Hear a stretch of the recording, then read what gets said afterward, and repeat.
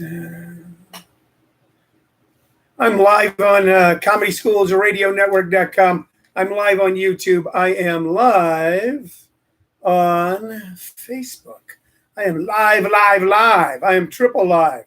Triple live. You heard triple X, we're triple L. Ladies and gentlemen, boys and girls, moms and dads, children of all persuasions, welcome to Let Us Give You a Gracious Greeting to Living on a Thin Line with Tony Vicich. I am the aforementioned Tony Vicich. We come to you every day at 2 p.m. Mountain Standard Time. We are your daily diversion from the anger, anxiety, hoopla, and weirdness in the world today. We talk about silly things. We talk about fun things. We come to you. It's a 3 and 3 show, ladies and gentlemen. 3 and 3. We come to you on 3 platforms. You have not 1, not 2, but 3. That's a 3. That's the best I can do. 3 platforms. We come to you strictly through audio on ComedySchoolsRadioNetwork.com for those of you who just prefer to listen to the mellifluous tones of my voice. We also come to you live on YouTube on the Comedy Schools channel, which no one watches, but we have great hope for. And here, where our audience resides on Facebook Live. Those are the 3 platforms. The show is built around 3 things. Your questions and comments that you leave on one of the aforementioned platforms, which we attempt to answer to the best of our ability or comment on, and also we have some knickknacks, some doodads, some little things. Oh, you know, the YouTube people are getting a sneak peek. I don't want that. Some little knickknack or doodad that we have here around the house, around the home office, that we can then perhaps shape a story around. We have that. And also we recommend 2 artists or 2 pieces of music based off of our vast vinyl album collection. And you know what? Every once in a while I start looking through the collection going, you know what? We're running out of interesting stuff. But then I run across a couple things and go, nope, still interesting. So hold on. Let me get my ponytail out of the way. That was like messing up your vibe, wasn't it? Ladies and gentlemen, you look in here. You see that? Go, is there something on his shoulder? An animal's trying to eat him. Nope, just hair. It's just hair. One of the cool things about the, not that there's anything cool, but one of the upsides of our current situation is that my hairstyle has come back in style. So, well, before people go, well, that's kind of old-fashioned, a ponytail. No, so many people are letting their hair grow out now that I am just ahead of my time once again. What's going on? Just real quick, as I was perusing the news, I saw that Katy Perry had come out in defense of Ellen DeGeneres. And I don't know what went on the Ellen DeGeneres show. I actually don't. But probably one of the most liberal, progressive, woke shows. And to be honest with you, I don't think I ever watched an entire episode of Ellen's talk show. Just not my thing. And I've talked about this before, but it just popped up on my news feed right before we came on. And I don't necessarily know what the complaints are. You know, and I don't know, but they don't sound egregious. They don't seem to rise to the level of anything other than I am an entry-level employee, you are senior management, and you are not treating me better than you. Okay? I mean, I think we're probably getting to the point where if someone is hired to bring coffee, that on the second day, they go, your job, and we're going to pay you for this, is we have a lot of coffee drinkers here. We have a lot of large meetings. A lot of large coffee drinkers. So we need someone exclusively who brings coffee and takes coffee orders. That's going to be your job with the XYZ woke progressive corporation. We'll leave it there. Then on the second day, they'll go, I don't like the way people are ordering the coffee.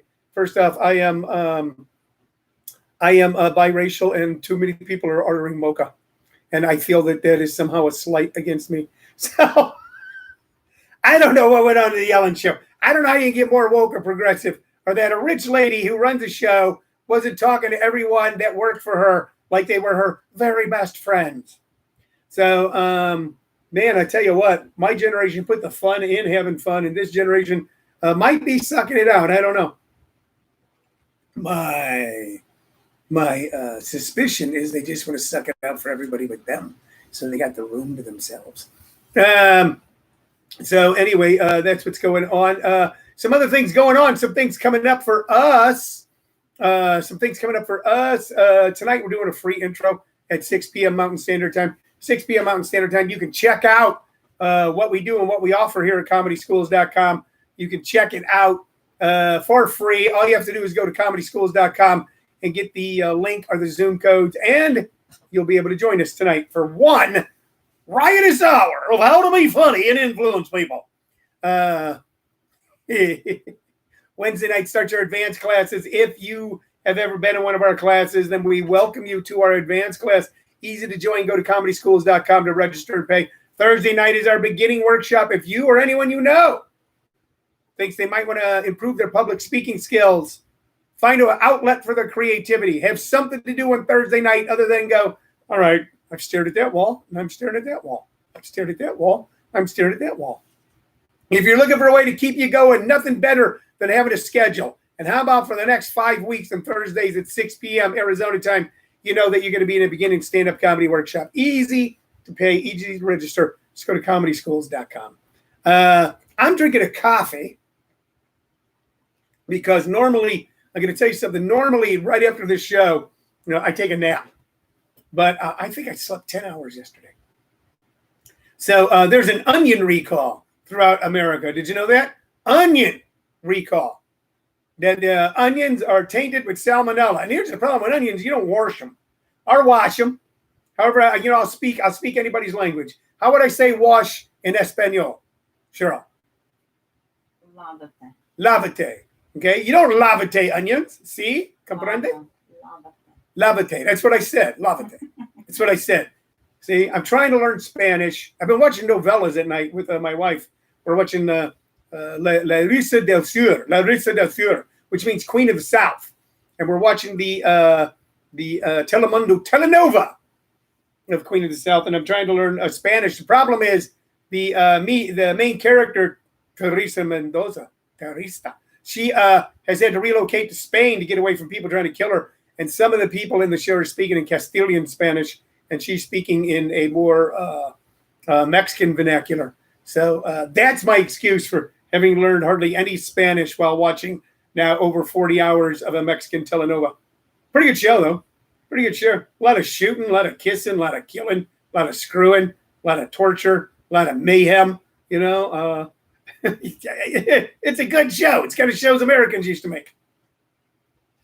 Where was I? Oh, okay. So, I'm not going to take a nap. Yesterday was Shirley and I's wedding anniversary. I want to thank each and every one of you who wished us happy anniversary. A lot of you jumped on a Facebook page.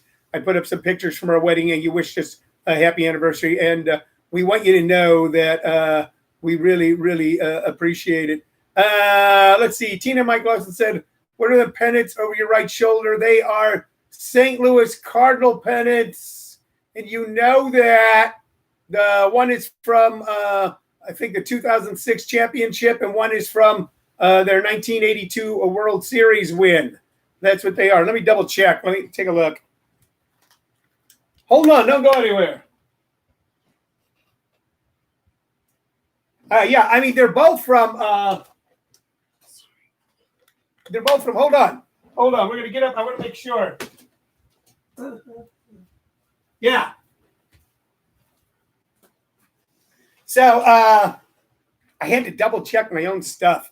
They've been hanging there so long. One is from the St. Louis Cardinals 1982 World Series win against the Milwaukee Brewers, the lower one. And the one that's up higher is from their disastrous 2004 four-game loss to the odious Boston Red Sox. You know what? And that brings us to our first little knick-knack of the day. Now, Randy is here. Don is here. Tina and Mike are here. A lot of regulars are watching right now. I don't want to go through the whole bobblehead controversy again. I simply don't. Okay?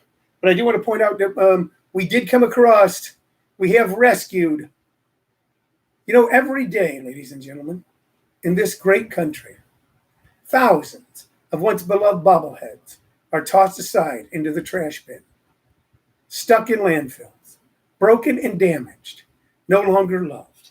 And that's where we, ladies and gentlemen, Operation Bobblehead Rescue, come in.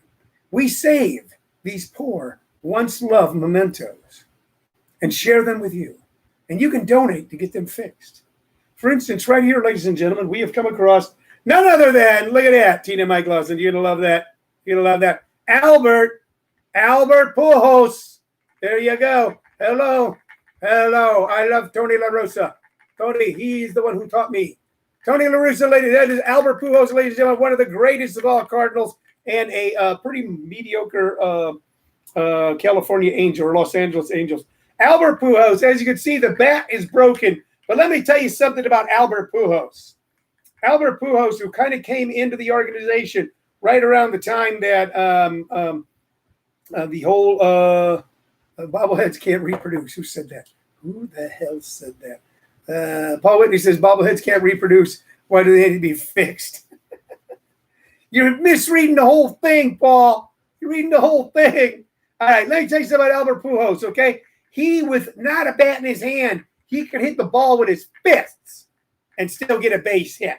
With his fists, he could hit and get a base hit. So here we got Albert Pujols right here. He came along right after the steroid controversy and made so many people forget about it. So we have here a St. Louis Cardinal, one of the great St. Louis Cardinals. Okay, he came along right after Mark McGwire. Mark McGwire was a great St. Louis Cardinal. Mark McGwire took a lot of dope in order to be good. And that made Mark McGwire no different, in my mind's eye, than Jimi Hendrix, Jerry Garcia, or any other great rock musician. They took a lot of dope to be good. Mark McGwire did. Mark McGwire, Barry Bonds, all of the steroid guys in the steroid era are now looked down upon. But people forget that there had been a baseball strike that really kind of damaged baseball, kind of damaging the minds of the public. And what brought people back to the park in droves were all of a sudden these incredible figures hitting these towering home runs, smashing records like crazy. And once baseball was whole, once baseball was healthy, once baseball was exciting again, then the league turned on these people. It turned on Mark McGwire. It turned on Barry Bonds. It turned on Ken Caminiti, and so many others. Should they be taking steroids? I don't know. Okay? Should have Hendricks been dropping acid when he was making Electric Ladyland? I don't know. Okay? But they did, and they made incredible stuff. Now, that really damaged baseball, the whole steroid era. And then along came people like Albert Pujols, who was just a natural wonder, okay? Never a hint of scandal, never a hint of shame, and he changed things around. So here we have an Albert Pujols bobblehead, ladies and gentlemen, right there, okay? And they don't have to reproduce. You know why? You know why they don't have to reproduce, Paul Whitney? Because they excite the imagination. This bobblehead excites the imagination and gets one to think wondrous things and write things. You know what? You could look at this Albert Pujols bobblehead. You could stare at it and start writing about it. As you're writing about it, you can start thinking about someone, a crush you had on someone in high school. And then you write a great love poem, okay? And someone else reads it. And they read it, and they get so excited, they go and have sex with their wife, and they have a baby that becomes the next president of the United States. So don't tell me bobbleheads don't reproduce. Don't tell me. Let's see. Don Shell says, I think Albert could have lettered at Northwest. Indeed, he could have, Don. He could have lettered at Northwest. Don Shell and I went to Northwest High School. Don Shell was a runner and a pretty good one. I ran one season of track because in high school, because my dad said if I didn't do something wholesome, he was going to put me in juvenile hall. So I ate a bunch of amphetamines and ran track. Won a ribbon. You know what? Maybe they should take my ribbon away from me. Let's see. We came in third in the entire county of Jefferson County. My track relay team, we had one of those relays where you hand off the baton. We came in third out of the whole county. And by the way, the relay teams are where you put the guys who were slow. We came in third and I got a ribbon. Maybe, Don Shell, maybe Northwest High School should be forced to go back in its archives, find the ribbon I won. and take it away from me because I was on pep pills. Anyway, that's our Champ de Blasio says, shit, I wish they all took steroids. They all do weights and they all take vitamins. Most of them take some kind of uppers. What's the difference? They're there to entertain us, right? Yes, yes. Now, Paul Whitney collects wrestling figures. There is an organization that doesn't give a damn. Doesn't give a damn if you take steroids because that's all based on show. But yeah, you know what?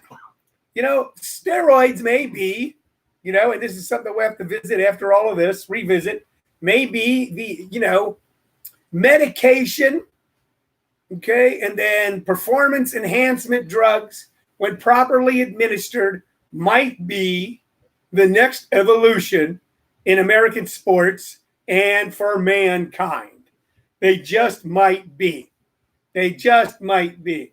You know, there is such a strict policy about any sort of drug in Major League Baseball, yet they're constantly selling us beer in the stands that we've now reached. At one time, you know, all the baseball players were clean, you know, and the audience was stoned. Then after a while, we're back to that. You got a bunch of drunks watching a bunch of guys that can't even take an aspirin without having to pee in a cup. You know, we've reached this weird point. It's like, you know, we've reached a weird point in a lot of things. I went and saw Dead and Company in Phoenix and the latest iteration of the Grateful Dead. And we're going to get to the music in a moment because this applies to what I just said about everybody in the stands loaded and the ball players aren't. There were these machines. We were in the pit. We were right up against the little fence, and there was the band, and it was really cool and exciting, at least for me. You know, it was a cool time. Shirley and I went. We had a lot of fun. We had a fence to lean up against, so it wasn't like we got worn out just standing there for 4 hours. And they played about 4 hours. You get your money's worth at a Dead show if you're a Dead fan. They had these fans just blowing air out. So we go, this is nice. They're kind of cooling everybody off. And then the word I got from talking to someone who worked there is they have those there so all the pot smoke and all of that doesn't blow up on the stage and make them too high. Because not everybody in that band gets high anymore. Matter of fact, the majority of the band doesn't get high. And there we had a Grateful Dead show where we reached critical mass, where a band that used to be higher than the audience, and now the audience is higher than the band. America keeps changing, ladies and gentlemen. You got to keep up with these changes. You just simply do. All right, but I'm with Champ, and I always have been, that I think there has to be some sort of thought about these performance-enhancing drugs. You know, I had a guy one time, Todd Link. Is he still here? No, Todd's not here, but I talked to Todd. Todd's a great comic. He's been a great comic for like 30 years or so. We worked together a long time ago. And on a long trip between towns one time, we were talking about steroids. And he goes, you know, the problem with performance-enhancing drugs is not the use of performance-enhancing drugs. He goes, just like there's not a problem with, for most people, if they have just like one beer a day. They have a couple on the weekend. It's not a problem. So the problem is the overuse of them. He said, if you use Dianabol, which was an ancient version, Champ, you know what I'm talking about, one of the original versions of steroids. He goes, if you used it at 15 milligrams a day and cycled 6 weeks on, 6 weeks off, you would probably have no negative side effects. None. But you would have quite a bit of performance enhancement. So by making it illegal, it becomes something that isn't monitored, and then it becomes overused. So we need to legalize steroids, and we should all bulk up. Let's get massive. All right, let's get to the music, shall we? Got a couple things here to show you. One is just kind of fun. I don't know if we've talked about this band before, but we're going to talk about it again. Here they are. This is the Mamas and the Papas Deliver. This is called the Mamas and the Papa Deliver. All right? So the Mamas and the Papas were probably one of the most charismatic, exciting vocal groups of the mid to late 60s. Just stunning, stunning vocals and stunning, stunning songs. And on this album, the Mamas and Papas Deliver, and I don't see a year on it exactly, but this is like an original, okay? By the way, on drums on this album, okay, the legendary Hal Blaine. One of the cool things about the Mamas and the Papas, we later on found out that a lot of bands like the Byrds and the Beach Boys and so many others did not play their own instruments on the recordings. We never worried about the Mamas and the Papas. The Monkees, of course, we always knew that, didn't play their own instruments. We didn't worry about that with the Mamas and the Papas because they were known for singing. Your musicians, they were vocalists. The musicians on the Mamas and the Papas deliver such a great album, such great vocal harmonies, just soaring, just majestic. Where Hal Blaine, who played drums and percussion almost every song in Los Angeles in the according to Los Angeles 60s, Larry Netchell, whom I'm not familiar with, Jim Horn on flute and saxophone, Joe Osborne on bass, who was, I believe, he was considered one of the legendary members of the Wrecking Crew. All right, but not one of the main ones. Eric Horde on guitar, P.F. Sloan on guitar. Now, for those of you deep in the paint, those of you of a certain age, you'll remember P.F. Sloan from a song called Eva Destruction. Gary Coleman on percussion. Gary Coleman on percussion, but I don't think the kid from Facts of Life. And then John Phillips on guitar. Excuse me. Here are the songs on here. Okay. John's Music Box. We don't remember that one too well. Did You Ever Want to Cry? We don't remember that one too well. Frustration. String Man. Boys and Girls Together. Look Through My Window. Nothing on side B was really that exciting. And the Mamas and the Papas deliver. But on side A, Free Advice, not that big. Twist and Shout. Sing for Your Supper. A version of My Girl. All right. But there are two big hits, Creek Alley and Dedicated to the One I Love. And if you want to hear a song, that will make you sit straight up in your chair and then want to listen to it again and again and again and just feel wonderful listening to it, you want to listen to Dedicated to the One I Love. Okay? That is just stunning.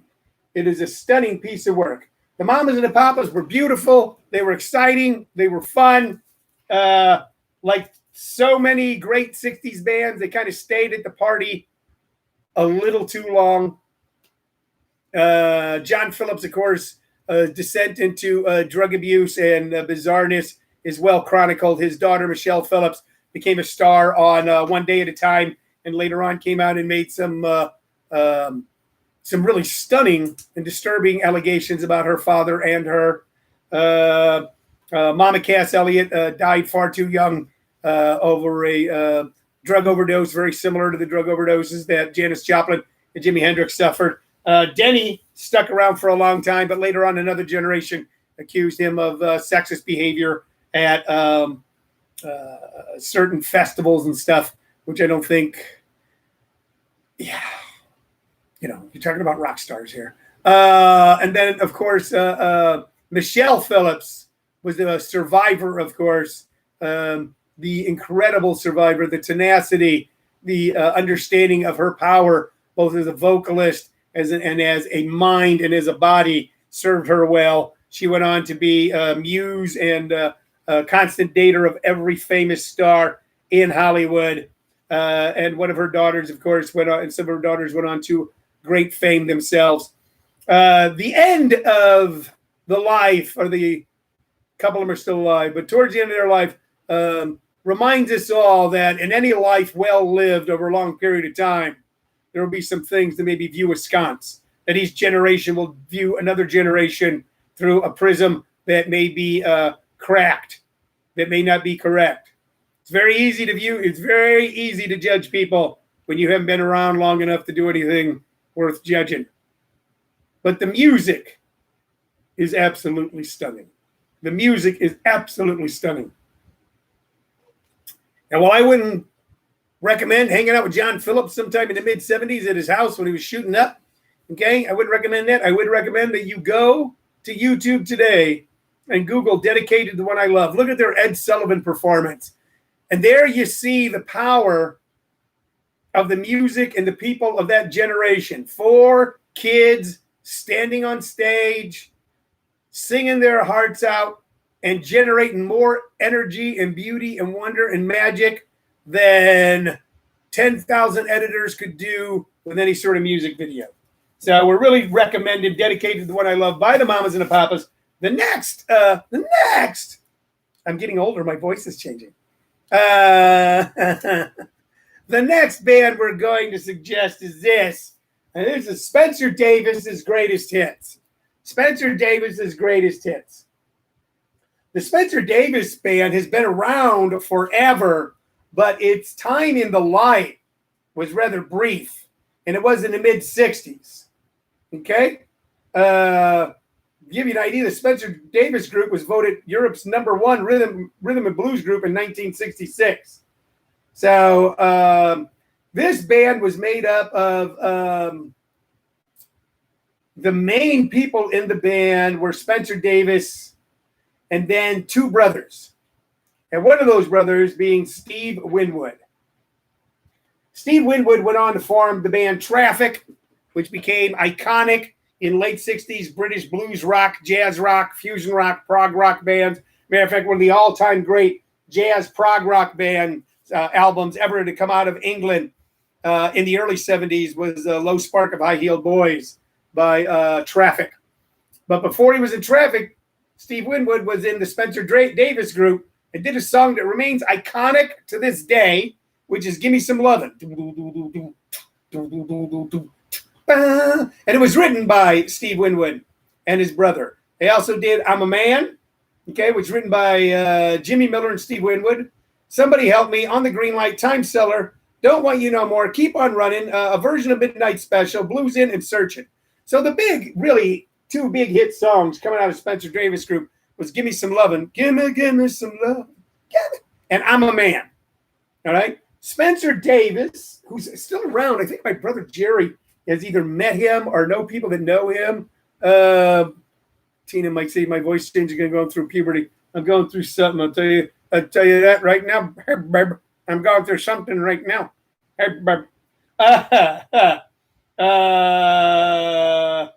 Let me see here.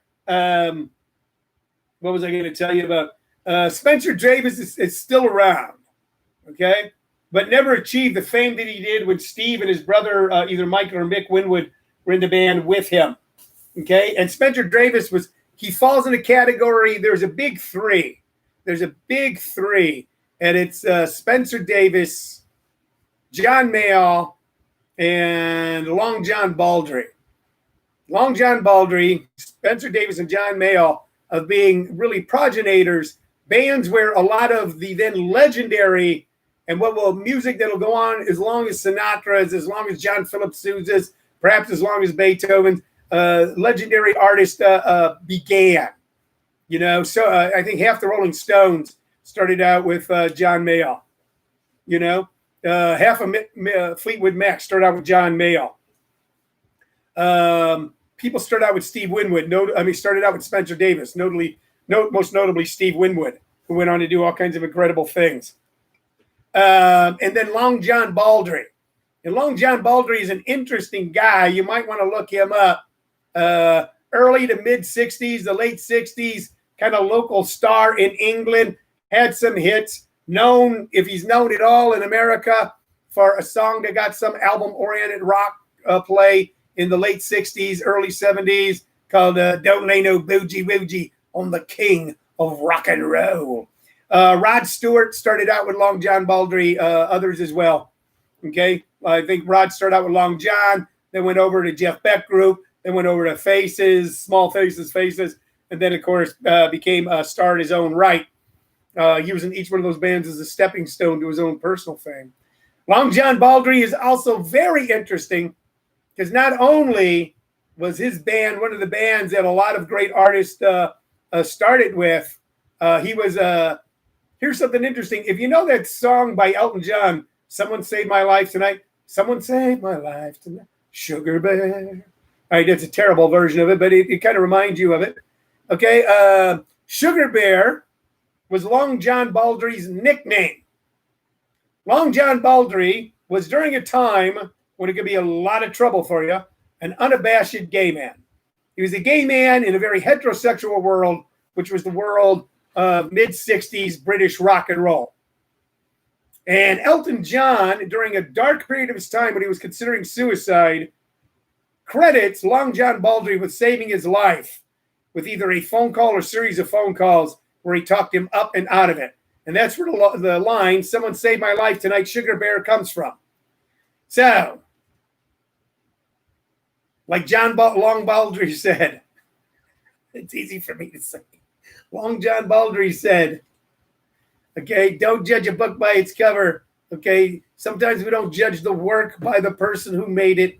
Okay, and it's easy to judge when you ain't done nothing yet. We're going to be back tomorrow to not judge you and just have tons of fun with bobbleheads and rock and roll and more in store on Living on a Thin Line with Tony Vicich. And we're not going to lay no bougie-woogie on you fans of rock and roll. Bye-bye.